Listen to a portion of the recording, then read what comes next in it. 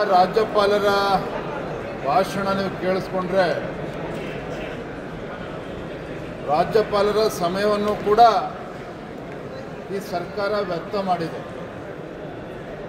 ನೋಡಿ, ಭಾಷಣ ಅವ್ರ ಮಾತುಗಳನ್ನು ಎಲ್ಲಿಂದ ಪ್ರಾರಂಭ ಆಗ್ತದೆ ಅಂತ ಹೇಳಿದ್ರೆ, ರಾಜ್ಯದ ಅಭಿವೃದ್ಧಿಯ ವೇಗವನ್ನು ಚುರುಕುಗೊಳಿಸುವುದರಲ್ಲಿ ಮತ್ತು ಸರ್ಕಾರದ ಹಣಕಾಸಿನ ವ್ಯವಸ್ಥೆಯನ್ನು ಇನ್ನಷ್ಟು ಸದೃಢಗೊಳಿಸುವಲ್ಲಿ ಯಶಸ್ವಿಯಾಗಿದೆ ಅಂಥೇಳಿ ಹಸಿ ಸುಳ್ಳನ್ನು ಈ ಕಾಂಗ್ರೆಸ್ ಸರ್ಕಾರ ರಾಜ್ಯಪಾಲರ ಬಾಯಲ್ಲಿ ಹೇಳಿಸಿರ್ತಕ್ಕಂಥದ್ದು. ಇಡೀ ಭಾಷಣವನ್ನು ಕೇಳಿದರೆ ಅಭಿವೃದ್ಧಿಯ ಬಗ್ಗೆ ಚಕಾರವನ್ನೇ ಎತ್ತಿಲ್ಲ.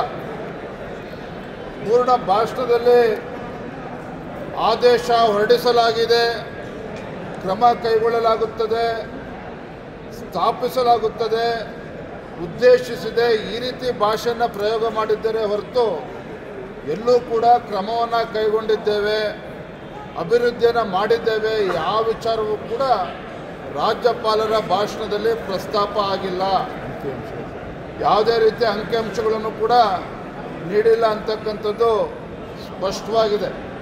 ಅಂದರೆ ಕಳೆದ 2 ವರ್ಷದಲ್ಲಿ ಈ ಕಾಂಗ್ರೆಸ್ ಸರ್ಕಾರ ಬಂದ ಮೇಲೆ ಅಭಿವೃದ್ಧಿನೇ ಆಗದೇ ಇದ್ದಾಗ ಯಾವ ರೀತಿ ಅಭಿವೃದ್ಧಿಗೆ ವೇಗವನ್ನು ಕೊಟ್ಟಿದ್ದಾರೆ ಅನ್ನೋದನ್ನು ಮುಖ್ಯಮಂತ್ರಿಗಳು ಮುಂದಿನ ದಿನದಲ್ಲಿ ಹೇಳಬೇಕಾಗ್ತದೆ. ಒಂದೇ ಮಾತನ್ನು ಹೇಳೋದಾದರೆ, ರಾಜ್ಯದ ಅಭಿವೃದ್ಧಿಯ ವಿಚಾರದಲ್ಲಿ ಈ ಸರ್ಕಾರದ ನಟ್ಟು ಬೋಲ್ಟು ಎರಡೂ ಕೂಡ ಸಡಿಲಾಗಿದೆ ಅಂತಕ್ಕಂಥದ್ದು ಸ್ಪಷ್ಟ. ಅಭಿವೃದ್ಧಿಯ ವಿಚಾರದಲ್ಲಿ ನಟ್ಟು ಬೋಲ್ಟ್ ಎಲ್ಲವೂ ಕೂಡ ಲೂಸ್ ಆಗಿದೆ. ಇದನ್ನು ರಾಜ್ಯಪಾಲರ ಭಾಷಣದಲ್ಲಿ ಸ್ಪಷ್ಟವಾಗಿ ಗೋಚರ ಆಗ್ತದೆ. ನೋಡಿ, ಒಂದು ಕಡೆ ಇವತ್ತು ಹೈನುಗಾರಿಕೆಗೆ ಪ್ರೋತ್ಸಾಹ ಧನವನ್ನು ಕೊಡ್ತಕ್ಕಂಥ ವಿಚಾರವನ್ನು ಪ್ರಸ್ತಾಪ ಮಾಡಿದ್ದಾರೆ. ಸಾವಿರಾರು ಕೋಟಿ ಇನ್ನೂ ಕೂಡ ಹಳೆಯ ಪ್ರೋತ್ಸಾಹ ಧನವನ್ನು ಕೊಡಬೇಕು, ಇನ್ನೂ ಕೂಡ ಹಾಗೆ ಉಳಿಸ್ಕೊಂಡಿದ್ದಾರೆ. ಇವತ್ತು ಪ್ರಾದೇಶಿಕ ಸಮತೋಲನದ ಬಗ್ಗೆ ಮಾತನಾಡ್ತಾ 90,000 ಕೋಟಿಯನ್ನು ಖರ್ಚು ಮಾಡ್ತಾ ಇದ್ದೀವಿ ಅಂತ ಹೇಳಿದ್ದಾರೆ. ಎಷ್ಟು ಕೋಟಿ ಮೀಸಲಿಟ್ಟಿದ್ದಾರೆ, ಎಷ್ಟು ಖರ್ಚಾಗಿದೆ ಕಳೆದ 2 ವರ್ಷದಲ್ಲಿ, ಅದನ್ನು ಕೂಡ ಹೇಳಬೇಕಲ್ಲ. ಹಾಗಾದರೆ ಇವತ್ತು ಅಭಿವೃದ್ಧಿಯ ಬಗ್ಗೆ ಚಕಾರನೂ ಕೂಡ ಎತ್ತುತ್ತಾ ಇಲ್ಲ, ಅಭಿವೃದ್ಧಿಯ ಬಗ್ಗೆ ಚಿಂತನೆ ಇಲ್ಲ. ಇವತ್ತು ಬಡವರೆಲ್ಲರೂ ಕೂಡ ಬೀದಿಗೆ ಬರ್ತಕ್ಕಂಥ ಸನ್ನಿವೇಶ ನಿರ್ಮಾಣ ಆಗಿದೆ. ಮುಂದೆ ಬರದ ವಿಚಾರ ಯಾವ ರೀತಿ ನಿರ್ವಹಿಸ್ತಾರೆ ಅಂತಕ್ಕಂಥ ಯೋಜನೆಗಳು ಕೂಡ ಇವರಿಲ್ಲ.